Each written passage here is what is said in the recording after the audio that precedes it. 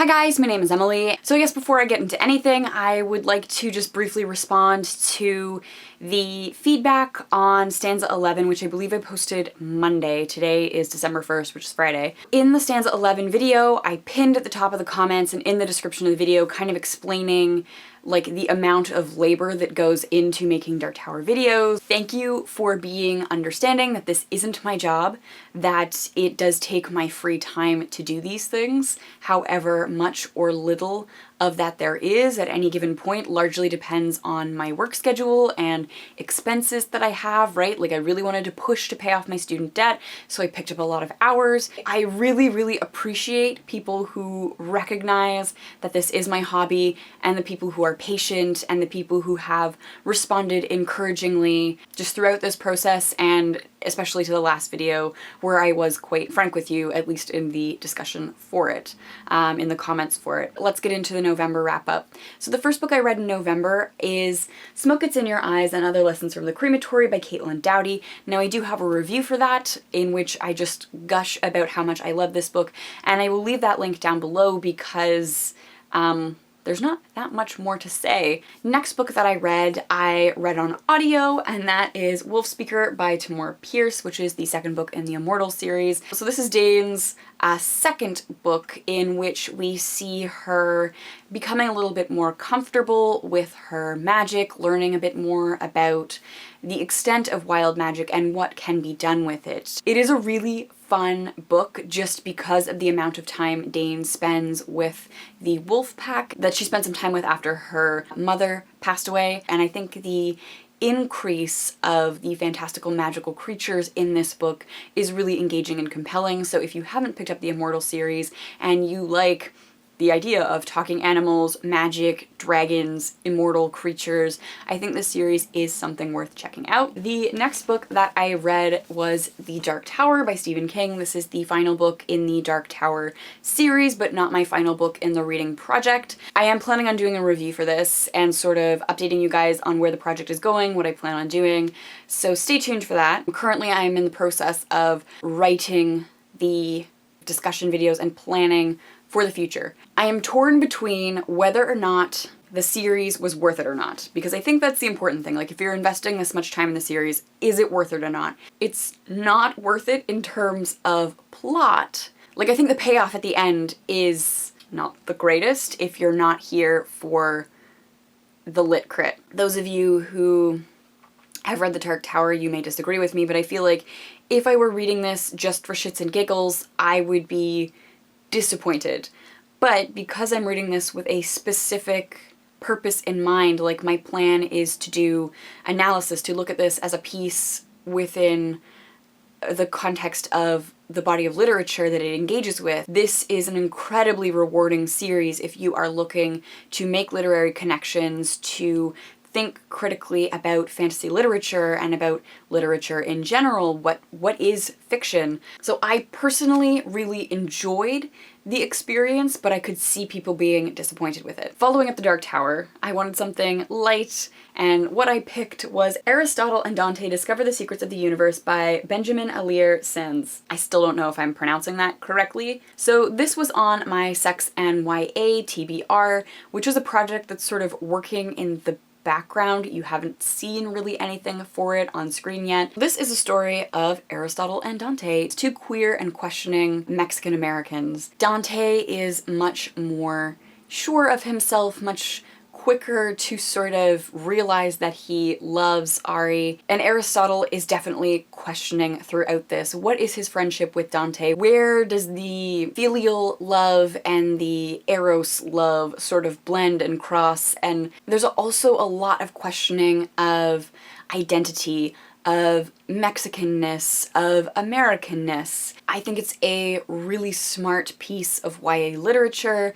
I would highly recommend it if you haven't read it already. It's a really quick read too, and it just gave me all the warm fuzzy feels. The next book that I read after this was Mask of Shadows by Linsey Miller. Now this was sent to Indigo for a teen takeover weekend this past fall. The publishers did send this to us to give away for free for review, but that first event was really poorly advertised, so nobody showed up, and I was like, man, a gender fluid hero? Yes, please. I will take the prize home if nobody wants it. And like, I did offer it to everybody who participated, like all 3 of the people, and we had like 5 arcs to give away, so I decided to take the prize for myself. The idea of a gender fluid character in fantasy is perfect. It's what I'm looking for in fantasy. Fantasy has the space to make all these changes, and so in terms of like originality of plot, is this super original?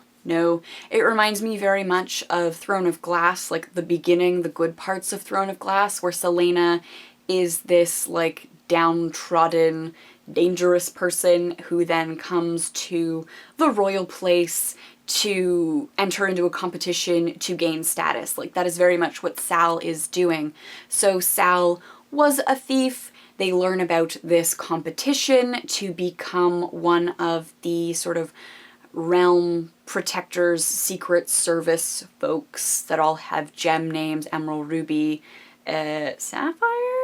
Don't hold me to Sapphire, but they are going for Opal. It's a competition in which all of these people are physically trained, and during that time, if you can secretly kill off your fellow competitors without being caught, then, you know, you continue on till the final stages where you are taught about courtly manners and poisons, etc. We see Sal when they dress in a more feminine way, they prefer the pronouns she and her, and when they dress in a more masculine way, they prefer the pronouns he and him, and we see the instructors and sort of the leaders, the fellow gem secret service, they have a name, I can't remember what it is. The gem service. They address Sal appropriately, and like that's just a thing that they don't question. And I think that's really cool to see that it's a fantasy setting that does pull these limits as far as possible. Like, hey, we have this sort of medievalish, out-of-time fantasy setting. Why not make it as progressive as possible? And in the end, we learn that a lot of the characters are quite fluid themselves. Like, one of the characters is gay or bisexual, and we have a character that seems to be asexual or aromantic. It's just normal, like nobody questions it. It's not like, oh my god, it's a big deal. It's not that this is a new idea, somebody competing in a violent way for status. It's that the society that this is set in and that our main character is gender fluid is really cool. It was really unique in terms of a gender fluid narrator in fantasies. If we show the publishers that yes, we would like more creative and unique and diverse fantasy literature, because I'm sure it's out there, because those humans are out there, and surely some of those humans are writerly and have writerly ambitions, but perhaps aren't being published because the market won't support it. Like, I will buy the sequel, I will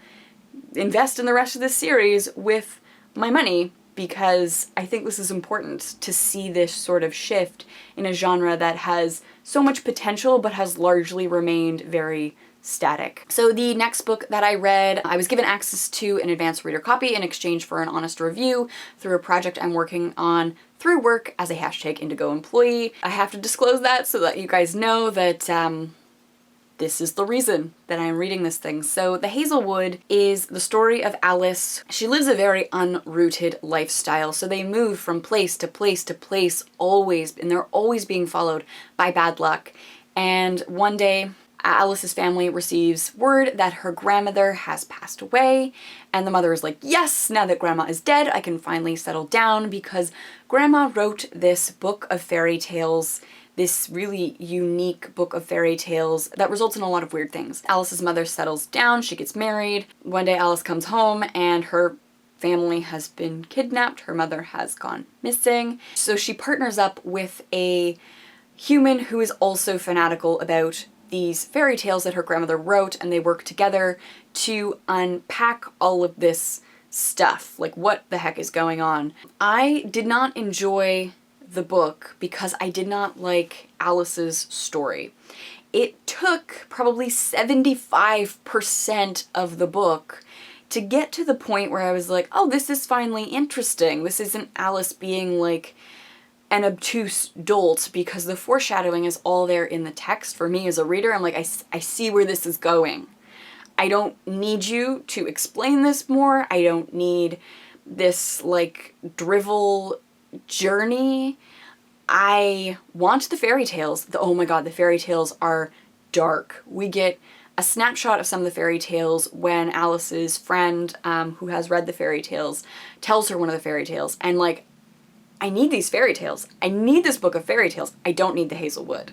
Like, to get to like the actual good part of the Hazelwood took way too long. And I'm looking at my e-reader and there's 20% of the book left and I'm like, now the interesting things are happening. Like, this is what I want. I didn't want all that like mundane running around, creepy kidnapping FBI shit. I want the fairy tales. I want the super magical awesome special stuff. I think depending on what you want out of a book, this might check all of your boxes. There's still a lot of potential for people to really, really enjoy this book. I personally did not. But if this series takes off and there is ever like a Tales of the Beetle Bard book of fairy tales published, I will 100% buy that, because the fairy tales that we get a glimpse of throughout are dark and gorgeous and twisted, and I want them.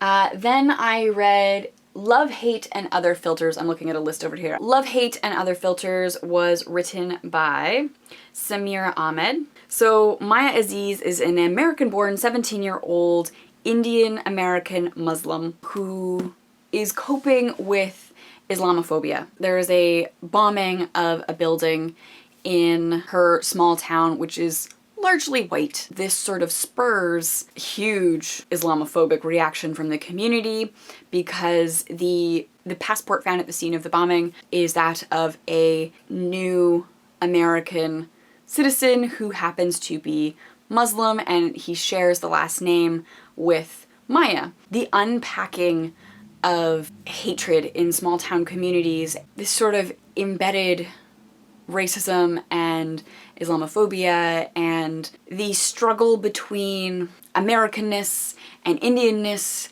and Muslimness and all of these factors that go into Maya's identity.